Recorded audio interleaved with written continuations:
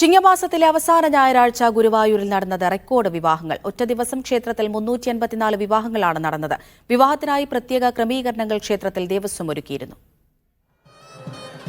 ഇതാദ്യമായാണ് ഗുരുവായൂർ ക്ഷേത്രത്തിൽ ഇത്രയും അധികം വിവാഹങ്ങൾ ഒരു ദിവസം നടക്കുന്നത്. 2017-ൽ ഇവിടെ നടന്ന 277 വിവാഹങ്ങളാണ് അവസാനത്തെ റെക്കോർഡ്.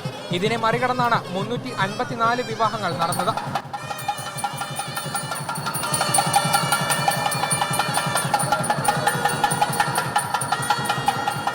ചിങ്ങമാസത്തിലെ ഏറ്റവും കൂടുതൽ മുഹൂർത്തങ്ങളുള്ള ദിവസമായതും അവസാന അവധി ദിവസമായതുമാണ് ഇന്നത്തെ റെക്കോർഡ് വിവാഹങ്ങൾക്ക് കാരണം. പുലർച്ചെ 4 മണിക്ക് വിവാഹങ്ങൾ ആരംഭിച്ചു. സ്ഥിരമായുള്ള 4 വിവാഹ മണ്ഡപങ്ങൾക്ക് പുറമെ 2 താൽക്കാലിക വിവാഹ മണ്ഡപങ്ങളും ഒരുക്കിയിരുന്നു. ഓരോ വിവാഹ സംഘത്തിനും 10 മിനിറ്റിൽ താഴെ മാത്രമായിരുന്നു ചടങ്ങ്. 12 മണിയോടെ എല്ലാ വിവാഹങ്ങളും പൂർത്തിയായി.